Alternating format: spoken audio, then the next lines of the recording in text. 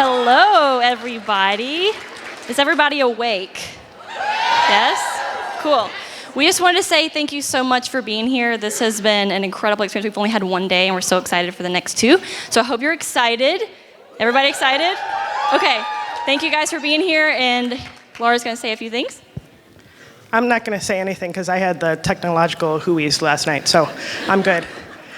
No, I'm not going to say anything except thank you, and thank you to our wonderful cast, and I don't think we should wait any longer, do you? I don't either. Let's bring them out for the first panel of Earp-a-palooza. Emily, Kat, Dom, Greg, Michael, Tim, and Papa Earp himself, Bo Smith.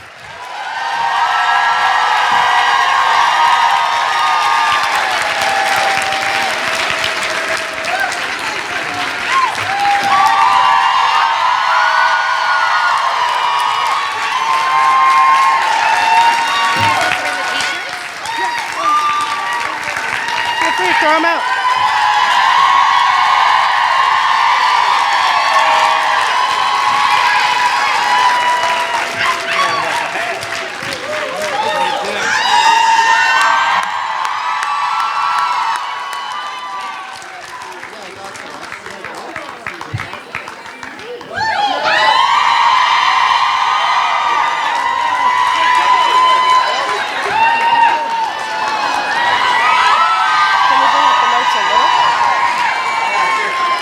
Thrown in another.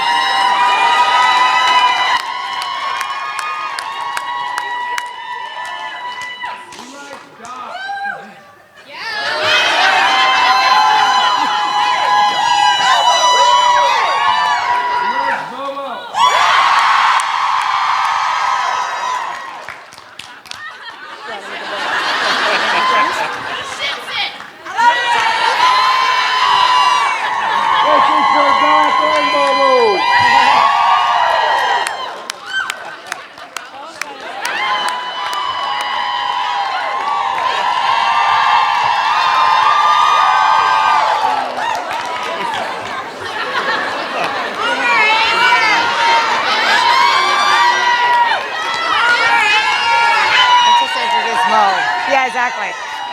There we go.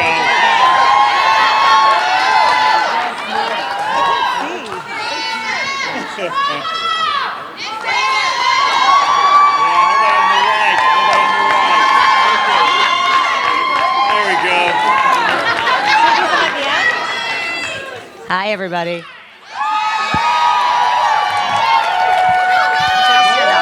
You guys can sit down. Hi, everybody. I can't see any of you. Are you wearing pants? Awesome. Good night last night, then? Good. So this is your beautiful cast, as you know. Yeah. Oh, there. I see some pants. I would like to introduce our moderator, who is someone very special to the Earp fandom. Obviously, we have a lot of angels on our side. Number one, every single person in this room who rallies so hard to support the show and basically got us a season 4. So thank you so much.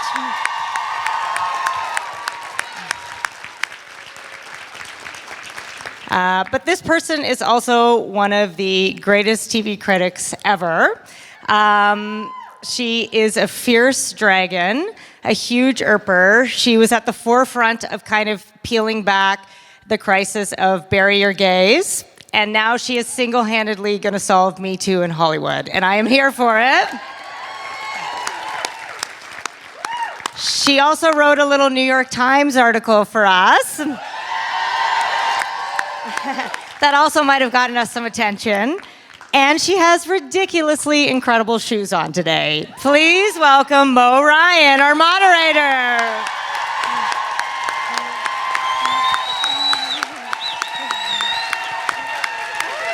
Oh my God, don't fall. I know, I already fell. It would be so funny if I fell off the stage right now. Just letting you see my shoes, like the shoes. There was like an incredible shoe situation happening. I just wanted everyone to know. Okay, so let's get going. Oh. What's, okay. Thank you. Oh my gosh. Bobo's nice, you guys. Did you know? Fun fact, I can't see. Wow, those lights. Hi. Hi.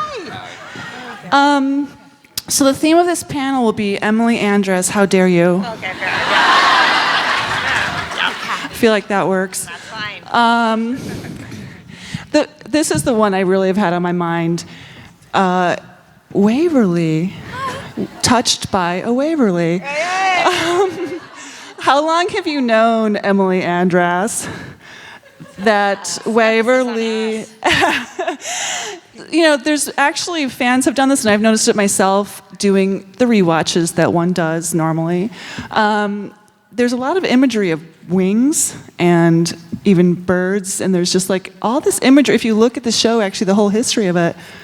How long have you known that Waverly is half angel and or goddess of us all?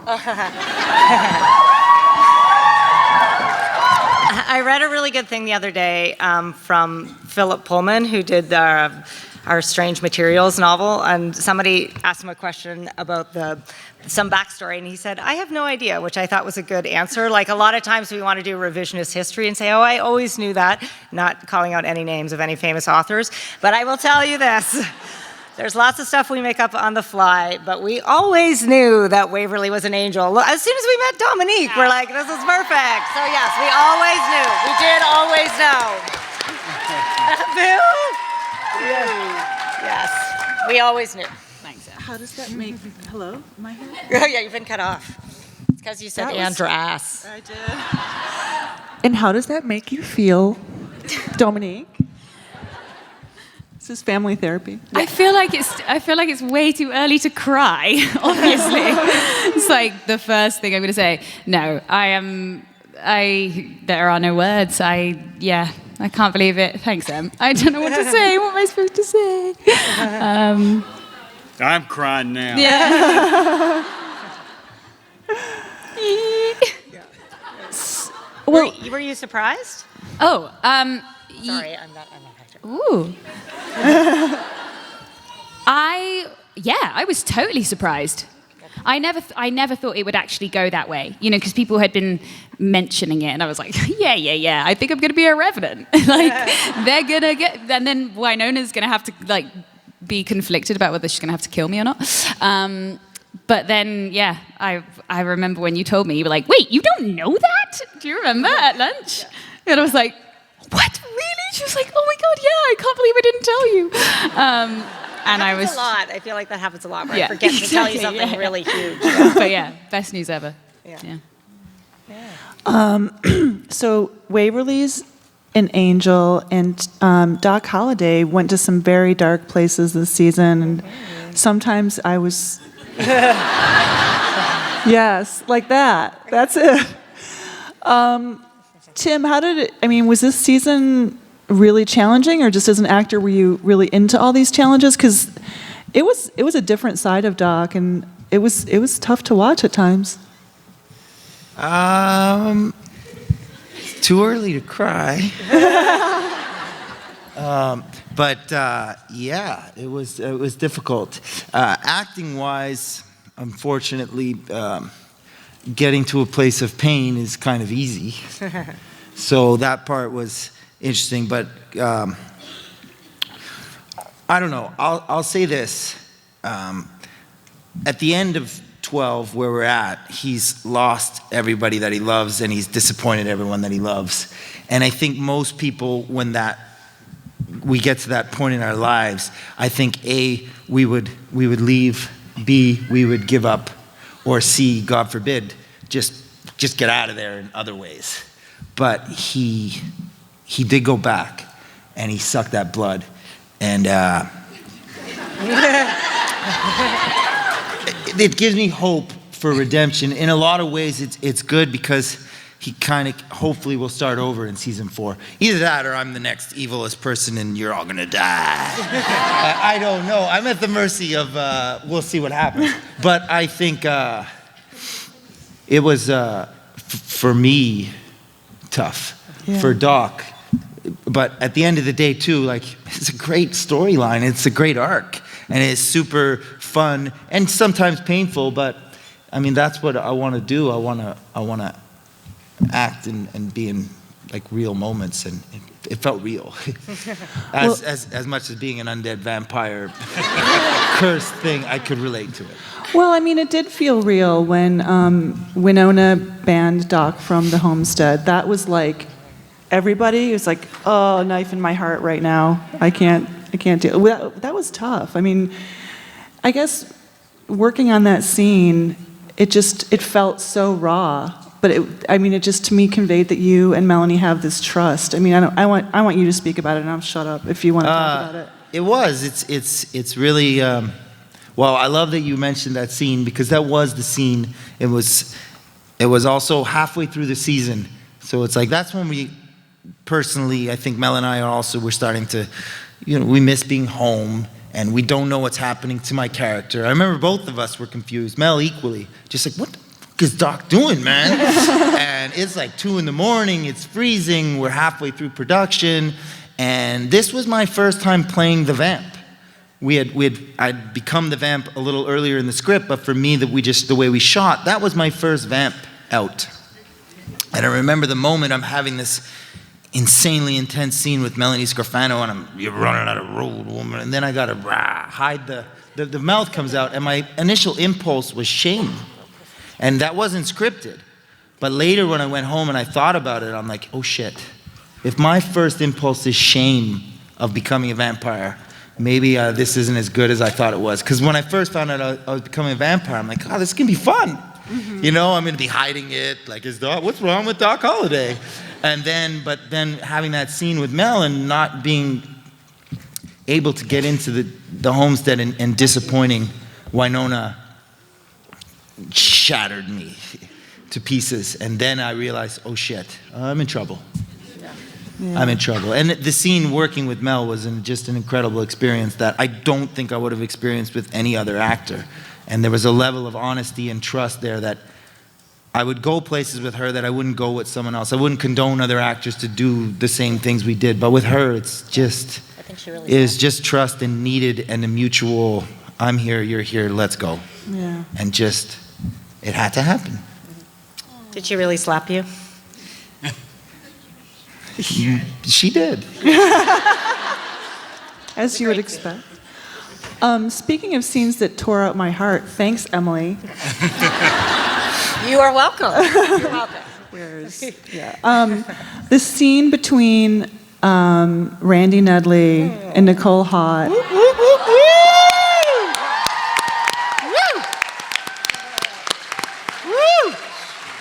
I mean, for me, part of it was I love these characters really deeply, but like to see that depth in that moment just caught me a little bit by surprise, like the fatherly concern and the love and the respect.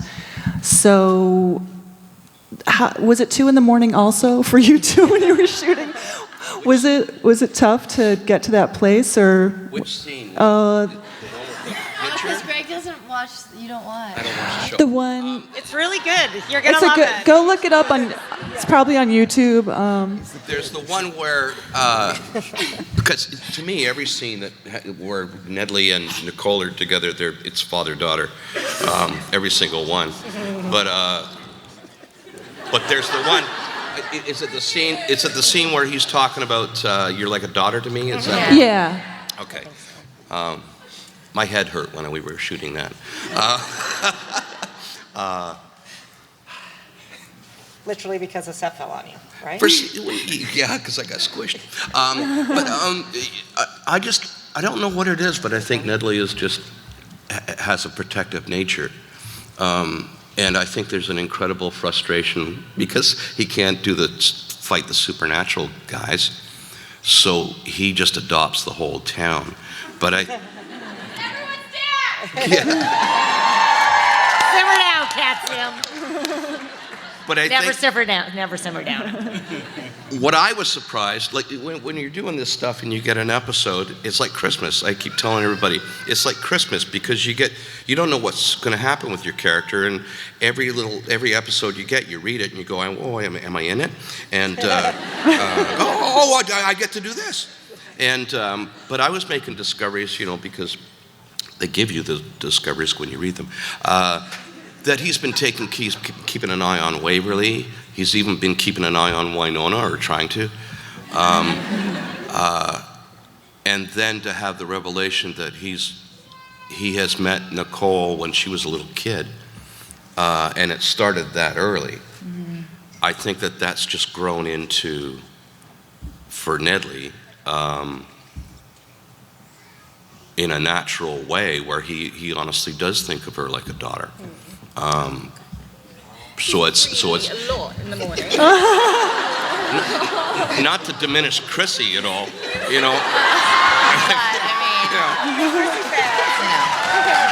But don't blame me. I keep wondering where Nedley's wife is. But, Maybe he doesn't have his wife. He doesn't wear a ring. Well, he's got a daughter. He has to have had, a girlfriend. But, Nedley, that's a whole other side. Yeah. How many daughters does he have? Purgatory. Small plays. No, I just think that there's a special connection with Nicole, because it started years ago, and it's grown into the place where he honestly does feel that she's his daughter. He feels that I think he feels he wants to be the father that she deserves.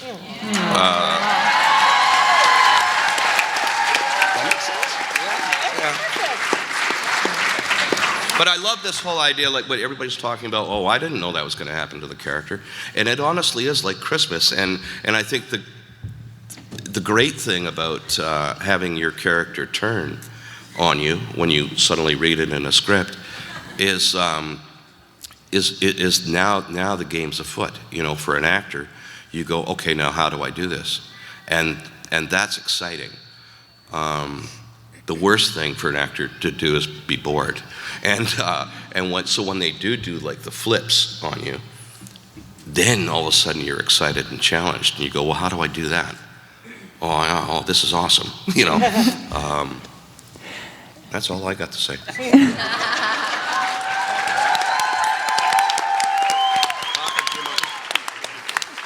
So, Kat, does it feel, had you even felt before that episode that Nedley was kind of a father, or, just a mentor? I definitely felt the mentor aspect of it, for sure. And I think Nicole, because she's so respectful of authority in a way, and she respects the structure of what growing up in the police force kind of has something. I don't know. Microphone. Sorry, you can't hear me. Is this what's happening? Oh, okay.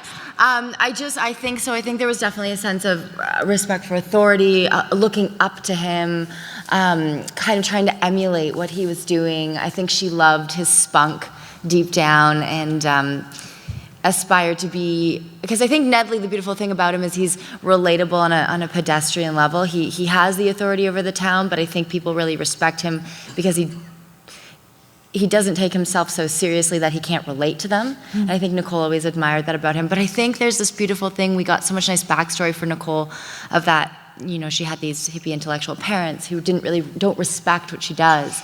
And I think for her to find someone who respected her and trusted her so much and believed in her, I don't think she's ever felt that from a parental figure or an authority figure. So that's what I think was just so beautiful about it. The encouragement. So nice. Yeah. Michael, I feel like the arc of Bobo has been one of the most interesting of the whole show. And just building on what Greg said, I feel like there were a lot of flips and turns for Bobo and a lot of new facets revealed. And I kind of felt at the end, he wanted out of like hurting people or being around, like just being connected to this negativity or destruction. Am I misreading that? No, that's the whole point of the show is you see what you see, right? If that's what you got out of it, then that's the right answer. But yeah, Bobo from season 1 to season 3, if you see the full spectrum of what that character has gone through, it's been amazing to play. From season 1, where he's so strong and he's in control and he's the man, to season 3 when he's stripped of everything, including his revenants and his whole humanity, you know. But not his coat. You can't take away Bobo's fur coat. He's got many stashed all over Purgatory. Closets everywhere. Yeah, but I was thinking about it yesterday and talking about all this with the other cast, and Bobo's been around a long time. He was there when Nedley was born. You were just a little baby. Baby Nedley Chronicles. I could have killed you then, but... I want to have a scene with Bobo, just so he can walk into a room and look at Nedley and go, Nedley, and make fun of my name so I can go, Bobo. Oh, I'd love to have a scene with Bobo. You never know. But no, I think you nailed it. Bobo's gone through everything, you know, and whether he wanted out or not, or the reasons, or what that out is up for you to determine, you know. I think we've all felt like we wanted out at one moment or two, and but I don't know. I think there's I don't know. Bobo for me is just such an interesting character because Emily and me talk about it all the time. He keeps changing, you know, and he's never been the same from one season to the other. And I'm always interested and excited to see what is going to happen next. And I'm just happy to be out of a well. Yeah. Aren't we all? Yeah, that was nice. Stretch my legs again. It was fun. Well, I think everyone on this stage has just done such an incredible job of bringing depth to their characters and having us and revealing new facets to the character. Has that been one of the joys for you, Emily? Like this, like the family, the found family of Purgatory. And by the way, I'm also picturing a Purgatory Babies spinoff with like young Nedley, right? I mean, so many ideas. Let's get together later and talk. I love that. Pitches. I want to do the young Nedley, Calamity Jane time traveling spinoff. So, yeah. Wow. Just like sold. Just like meeting Doc in the Old West and being like, "You asshole." Yeah. In a good way. In a good way. Yeah, I think that it's no secret. Look at all these people here. This cast is extraordinary. Like, just unbelievable. Unbelievable. It's so rare to have, whoa. Hi. Oh my God, it's the light of God agreeing. She is agreeing with me. I think it is so rare to have a cast like this who are so good at their craft, but also so committed to the material. Like, it's like a rave. No, honestly, they're so strong, but also it only works because I just see it. I think there's something subconscious that is happening where they are so in love with their character and in love with the show and so determined to make it real and grounded that it just comes off the screen, and that's what I think you've all fallen in love with, you know, more than anything. But they're also such extraordinary people. They're such well-rounded, interesting, smart, thoughtful people. I could go out for dinner with any one of them and not even talk about the show, which is amazing. So there's just been some good karma or kismet, something we did in an earlier life to earn it, but it has been a joy. And this has been a joy to see the response, that you're seeing what I'm seeing every day when I'm crying in front of my computer, that just that other people are getting it has been the joy of my professional career. So thank you so much, and thank you guys so much. Yeah.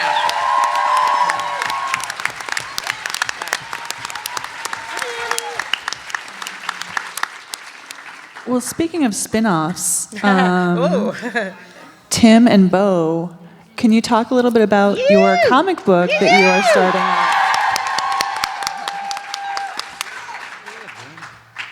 Go ahead, Mr. Smith.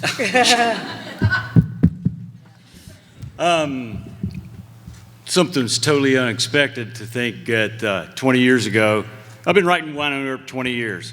And never did I think in that 6x9 cell I call a room that one day I would be sharing that. Because I got to be honest with you, as a writer, and other writers on the panel here and out there, you don't like to share. I mean, that spotlight is important and your word's important, at least it is in my head. And I never thought that I would be co-writing a character that I created basically since 4th grade with people. And I had my apprehensions at first. I knew Tim had a long line of enjoying comic books, and well, Melanie's Melanie, so I had no idea what to expect there. But Tim and I are doing Bad Day at Black Rock, so it's not the first time we worked together. We worked together on season 0. We worked together on Legends, just the same as with Mel. And what we're going to do with Bad Day at Black Rock, this is something that's been building up in all the issues. We're going to get to see Bobo Del Rey try to break his brother Mars Del Rey, who is his younger brother, out of Black Rock, which is the paranormal prison. And you're going to get to finally see the parallel of Wynonna Earp and Waverly as sisters, as siblings, and you're going to get to see the darker side with Bobo and his brother, and yet they're different, but how much they really parallel. So Tim and I, we had a meeting this morning. We went over a lot of that kind of stuff, and it's going to be very special. I mean, we've given a lot of Easter eggs throughout the whole thing, and a lot of it's the bunnies here in town. You're going to get to with this you're going to get to find out a lot of stuff. Fortunately, I have an unlimited budget in comic books, so I've got this big prison that's in Mount Rushmore. I've got thousands of characters. I got monsters, everything. So we're hoping to bring the heart, the humor, and the mirth from the television show, along with a much bigger budget on a printed page. So, Tim, what do you think, bud? What's your favorite part of working with Bo Smith? It's pretty simple. At first, I was just literally so in awe and so happy, and I was living the dream. I know I keep saying it so it gets cliche, but Beth said this at our wedding vows. Exact same thing. It really was that. On Legends, I was just so overwhelmed because I just couldn't believe it what I was doing, and thank goodness you're as humble as you are, and you guided me through a lot of stuff, and I learned so much. And then the fun thing that kind of happened on season 0, which is happening now, is that I know that sometimes some of the stuff I do inspires him, and that makes me more happy than when he inspires me, because then I can see him get excited again, and it's an honor to know that I have something that relights that fire inside of him. Tim is my Viagra. That's what he's trying to say.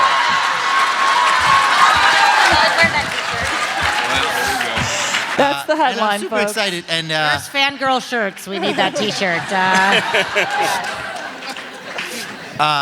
and it's like he said, it's an unlimited budget of writing, and the story is different. Doc is in a different place in the book of where he is, and there's other characters, and it's super excited. And I throw in a lot of Easter eggs that people still haven't picked up on. So I'll just say that. Hey, there's some missing ones that I thought people would see. Just for a second. We talked about this. I know how you all dissect the television show. You all know more than sometimes I believe Emily does. Yes, Tim and I have a challenge for you all. We want you all, if you've got the comics, the graphic novels, we want you to dissect them, because trust me, there are more Easter eggs in there than there are turds in my yard when my dog is eating something he's not supposed to. We would love to put your clue master thoughts in behind these things to find out, I saw what you did. Oh, you didn't do that.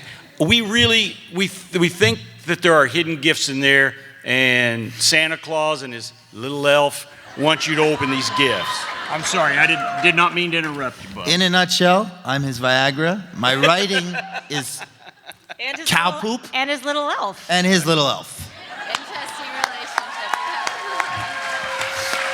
This has been the best writing seminar ever. Well, Bo, how excited were you to see the word Valdez on the homestead wall? That's my other blue pill. That's why I need the blue pills. All right. To be honest with you, like I said, I created Wynonna Earp 20 years ago, and I've been doing her 20 years. I created Valdez 15 years ago, but there was not the right platform to bring her out. I wanted it to be a special place. And thanks to Emily and what she's created on television has, like Tim said, inspired me on this. So it's the onion in reverse. We're adding layers instead of taking them away. And when I saw in the dailies Valdez scrawled across that wall, it was a good thing Beth wasn't home. I'm not kidding. That was a monstrous gift creatively to me. It got me very, very excited. I think I said that. You got to be careful with this crowd, what you say, bud. I'm just saying.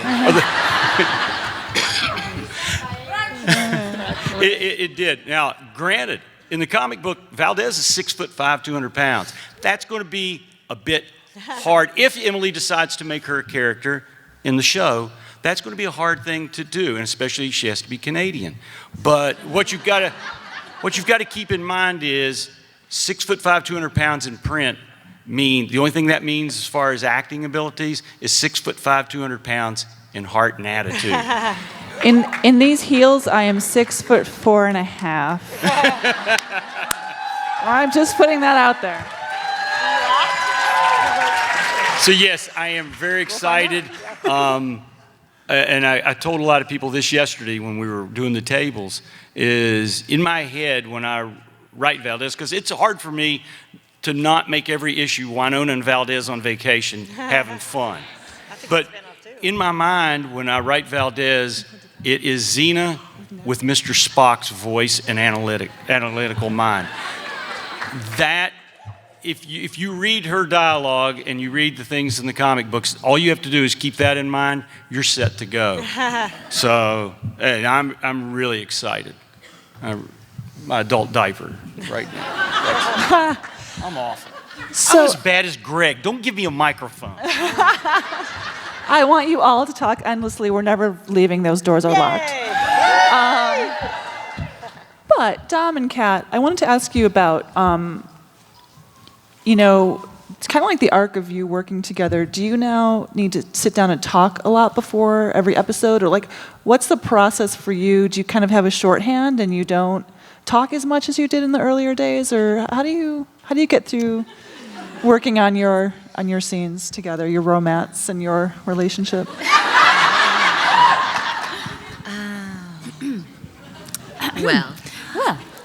Shoot. That's a great question. It depends on the scene, I would say for sure, but do you feel like we're... Dim the lights, set the mood, dim the lights. Do you feel like, I don't think we dissect things as much. No, because I think we both know each other's comfort level, maybe. Are you talking specifically about intimate scenes? No, My mind didn't go there, Kat. Oh. We could talk about that. No, I mean, I think just in general, do you feel like that there's a familiarity and a trust that allows you to kind of just be instinctual, or is it more talking things out? Yeah, I think probably with most actors now, season 3, we have an understanding. We know each other's characters very well as well, God, I'm loud, aren't I?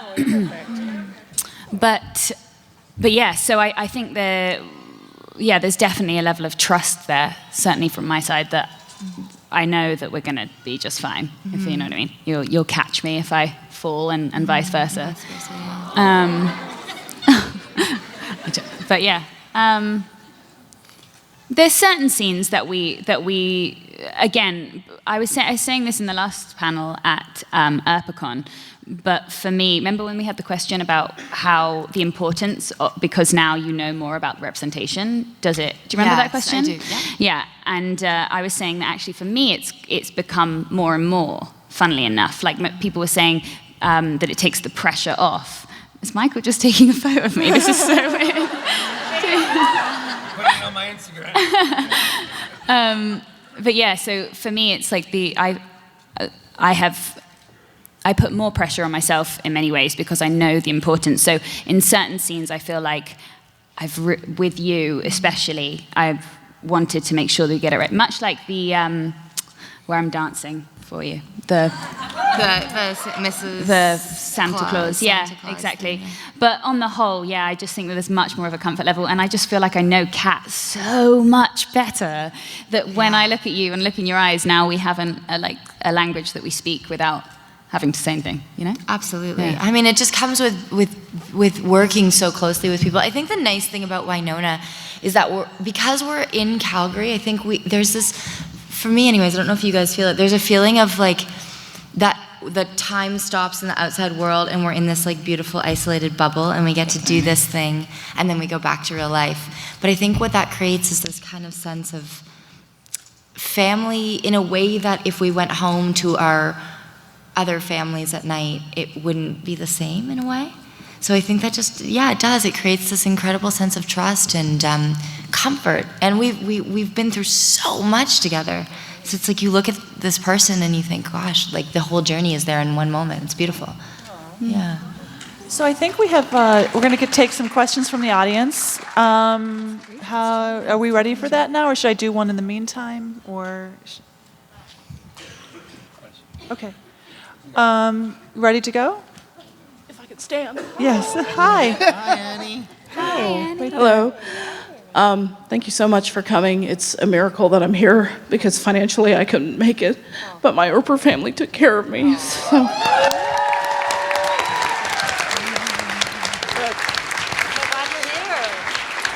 But thank you so much for what you do, all the travel, everything you do for us to come and see us. But I have to start off the fan questions with a very serious one. If your character on Wynonna Earp was a flavor of ice cream, what would it be? And is there a way hot flavor, a wind dock flavor, a showrunner flavor, Emily? So I'm just curious. Nice question. Great. First thing that came to my mind for Nicole was cookies and cream. There's something kind of classic about it and homey. Cookies and cream is seen as classic in America? Is it not? I would say like milk and cookies. It's kind of No, I know, but it's this a like super comfort, North American, isn't it? Also a Prince song, and we're in Minneapolis, so excellent answer. Excellent answer. It's very thought out,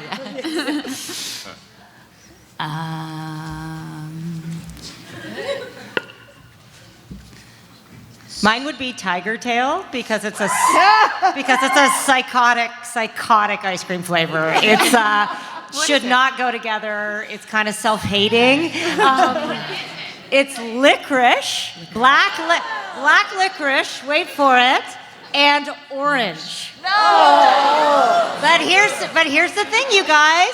You start eating it and you can't stop. It's so good. But also kind of psychotic and crazy, and like it looks like kind of normal, and then it's not at all. So Have that here in I don't think do you have it in the States? Oh, you do? We'll get you a Tiger Tail milkshake.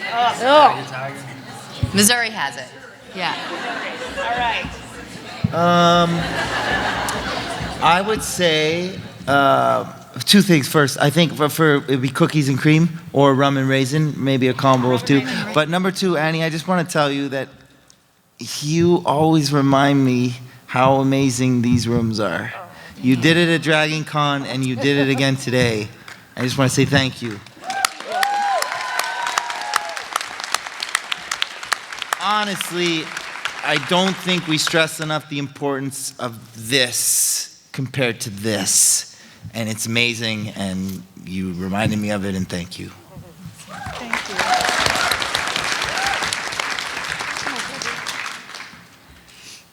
Well, I would have to say strawberry. With sprinkles.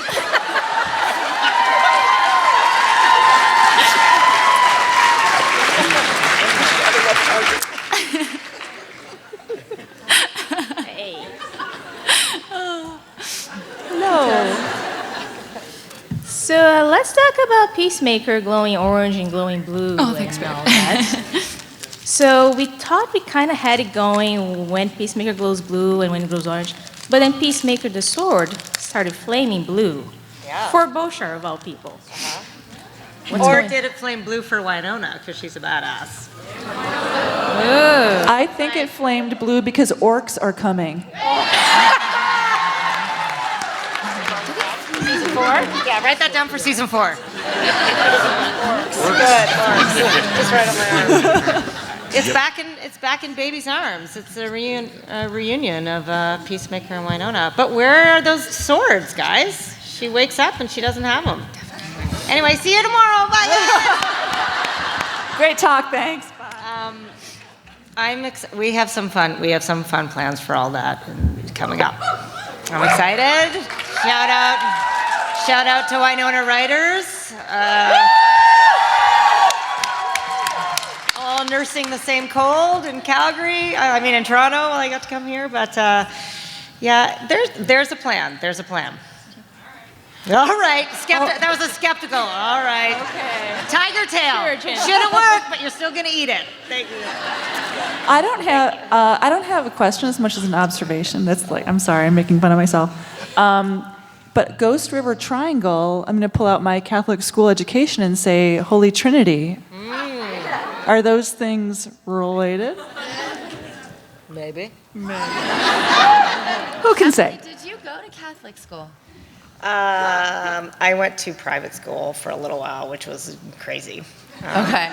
But I'm biblical. Like, did you have that schooling? Yes, I have a whole thing. I'll tell you about it later. But I have to wear the outfit. Is that okay? And we'll just have just kidding.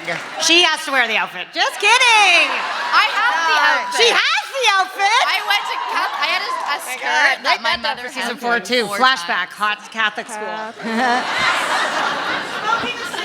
Smoking a cigarette behind the church. We're crowdsourcing season 4. Yeah.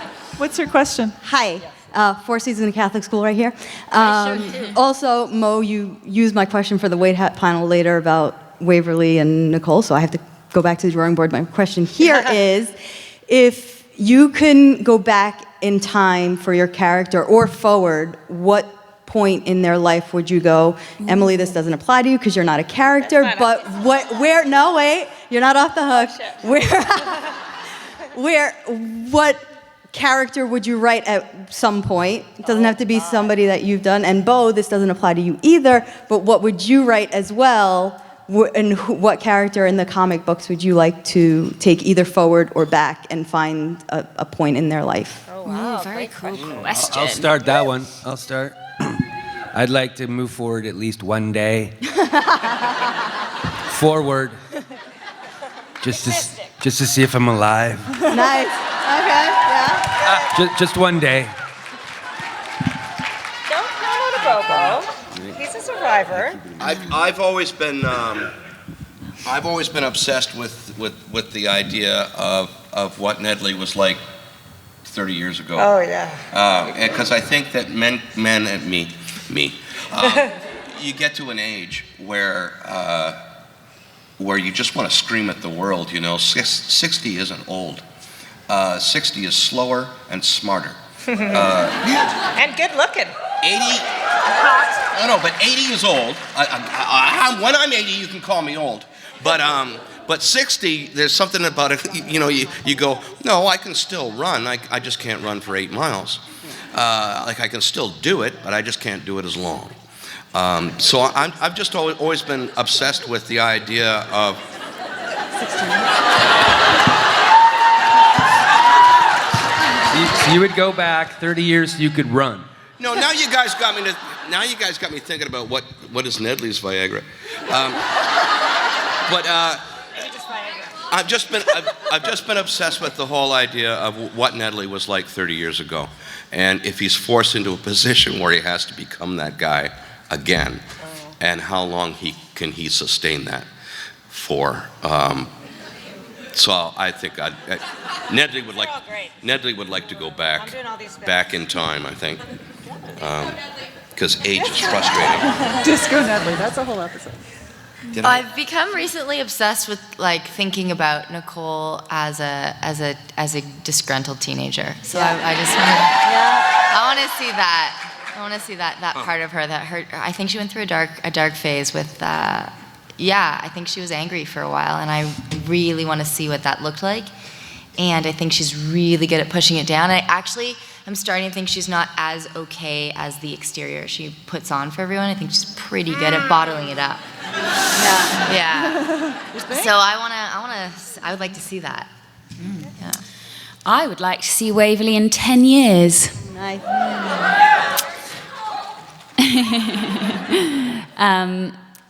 To see how much she's grown already in 3 years. Imagine where she'd be in 10 years. I feel like I would want to meet that woman. Yeah.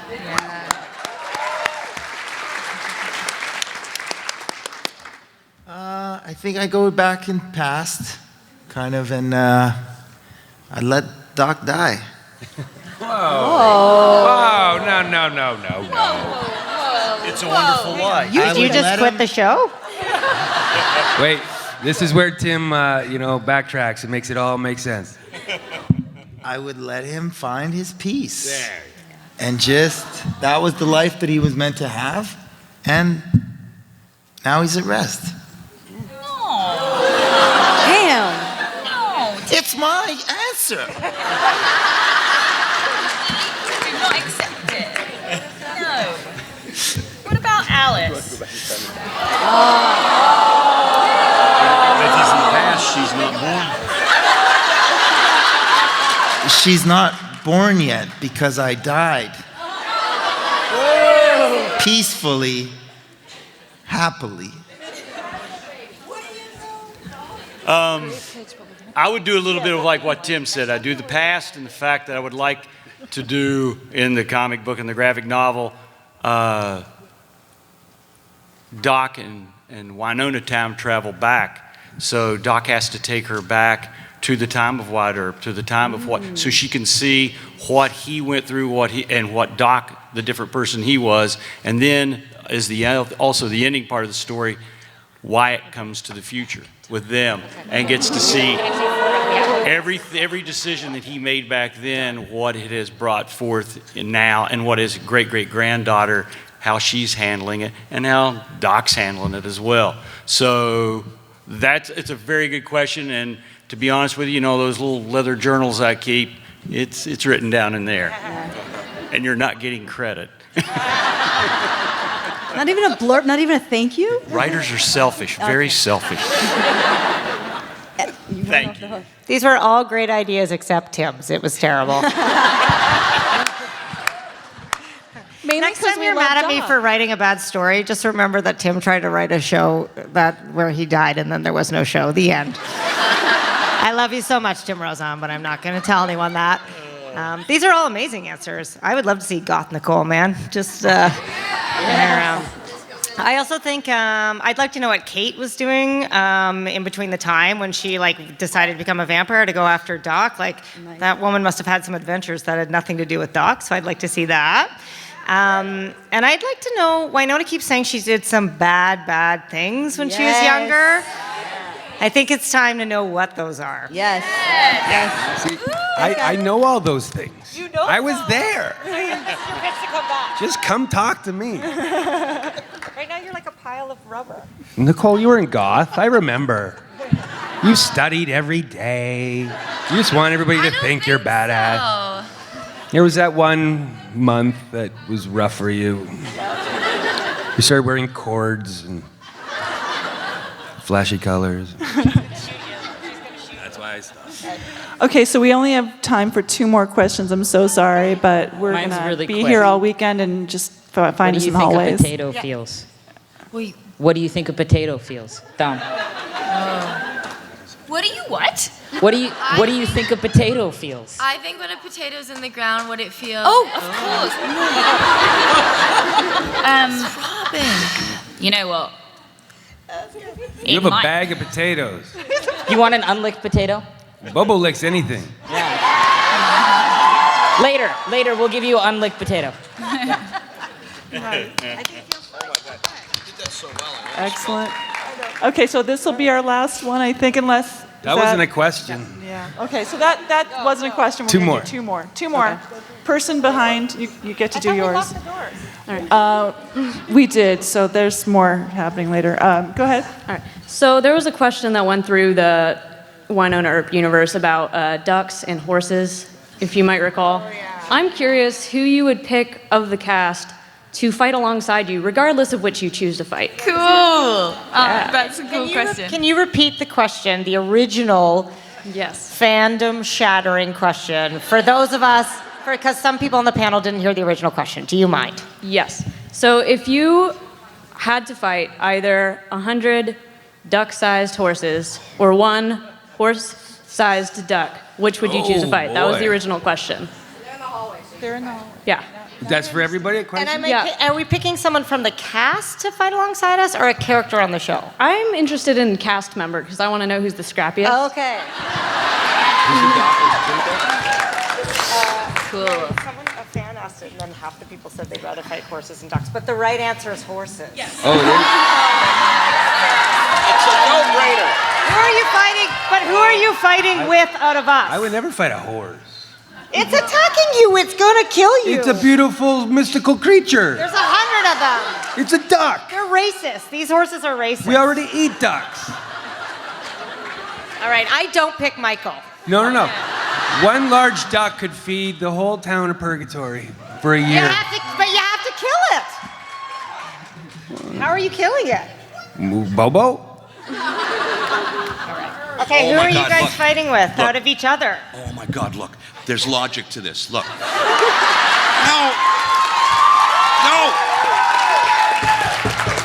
Okay, you've got a 1,500-pound duck. Yes. Okay? A duck the size of a horse. Okay? I don't want to fight that. No. It's 1,500 pounds. If you have 100 little tiny horses, all you have to do is kick them around and say whoa a lot, you know? So it's the 100 little horses. I pick Greg. Greg is my person. It's just logic. Someone in the fandom asked. I pick Chantal. Yeah. I mean, have you seen her? I feel like she would be on it, wouldn't she? Yeah. What was your answer? Were you a large duck or tiny horse? Or Which one? Opposite of that. Which one would you want to fight? I still really don't know, to be honest. I think I would hate both scenarios. Like, I don't really want to hurt any of them. I'd be like, this is way too cool. You want to come stay with me? Because you're like a special animal. Fight to the death. Yeah. Yeah. But if I had to, Chantal. I'd just fight that giant duck, man. Leave the horses alone. They're little horses. It's a giant, nasty-looking duck. And you know what? Just where I'm at right now, I need to fight that duck alone.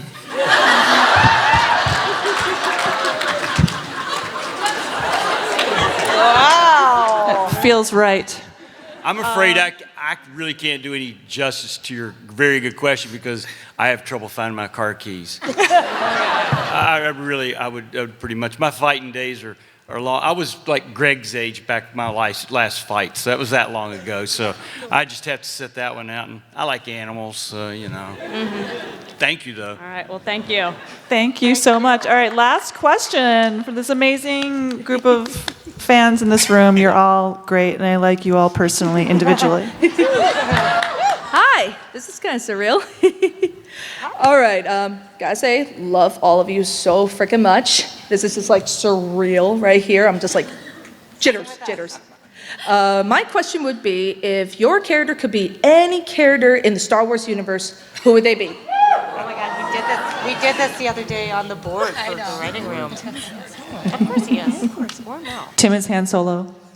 Yeah, I was gonna say Han Solo, hands down, no doubt. Yeah, Han Solo. Yeah. Is it our character? Or is it us? Either way, Doc Holliday would be Han Solo, Tim would be Han Solo. The answer is Han Solo. Yes.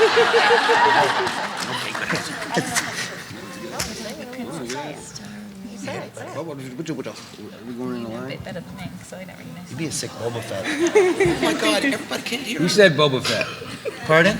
You said Boba Fett? I just said Dominique would make a good Boba Fett. Bobo Fett. Oh yeah, Bobo. Sorry. Fett. Or Bo Fett. They could be. I'm just gonna jump in and go with Darth Vader. That's it. Because he's on. He's got the force on both sides. Yeah. I can strangle people with my mind. And he's just got a cool voice. An incredible fashion sense, both of them. Right? Right? Yeah. You can pull that off. Absolutely. I know it's a Star Wars question, and I shouldn't do this, but I'm going to do it anyway because my answer is Captain Kirk. Love it. Not the ball. That's totally cool. Guys, Tom and I, you know how we are with our pop culture, which is so, you feel, I've only seen like a couple Star Wars movies, and Your Princess I Leia. have no Your Princess idea. Leia. I will is tell my you the answer. Who? Listen, Emily. Your Princess Leia. Really? Yes. And then, this is weird, stay with me, but Waverly is Luke Skywalker. I know. Because she's like finding out all these things about her origins and her powers. And then Princess Leia. Give her Kylo. Princess Leia is like, I'm so principled, and there's only one way, the side of good, and she doesn't use the Force. Wynonna and Doc are Han and Chewie, depending on who's hairier, right? And then Nedley is Obi-Wan. This is the easiest question. And then Bo Smith is the Emperor, but like the good Emperor. And Jeremy's Yoda. Yeah, Jeremy might be like one of those guys who's like playing in He's the guy with the the fish. canteen. Yeah. Jeremy's a porg. I hijacked this answer, but I just couldn't let it go on any longer. You're Princess Leia. Thank you for helping me. Can you pull off a Princess Leia hair for next year? Sure, I could do that. Okay, just think about it. Donut hair, I got that. Okay. Yes. Who is dolls in Star Wars? Let's let him be Jabba the Hutt. He deserves it. Jabba the Hutt. I mean, in a good way. He's just. Yeah, Tim's good. Tim's word. Oh, Lando. Yeah, maybe Lando. But he's like, yeah, Lando. Yeah, sacrificing himself. I'm trying to think of some. Yeah, Rogue One. He's the woman in Rogue One. Janet, I think her name is. No, her name. I'm pretty sure her name is Janet. Janet Star Wars is that character's name. And she's really good. She's my favorite. Well, I'm so glad that you brought up dolls because I miss him. I miss him too. I'm sure that you all I miss do. him Does too. anyone else want to say about? I mean, that's been a tough thing. It's incredibly tough. Yeah. Let's call him. Yeah. We could call him. We should have warned him if we were going to call him. It was incredibly tough, and people are allowed to feel about it however they want to feel about it. But we are a family. We love each other. Shamir worked really hard for us for years, and he's probably going to go big star, and that's only good for him and us. Yeah, and it was really important. He really, really thought dolls would never abandon his family. I'm totally gonna cry, and would go out a hero, and that's what we gave him, and I'm happy with the way we did it. So He will always be a hero to us. he's a hero. And gorgeous. He's the best looking man I've ever seen. Incredibly hot. Yeah, incredibly hot. Well, I think that's it for our panel. Thank you all so much for coming. Thank you for asking me. No one ever asked me. Like, I'm totally fine talking about it. Like, they're scared to ask me. Yeah. Perfect. Oh, you were so good. Can you just come and do it all the time? Not that you're going to be super busy, but like being super successful. Can I do your panel? Can I, when you're... Season 5! Woo! Thank you so much, you guys.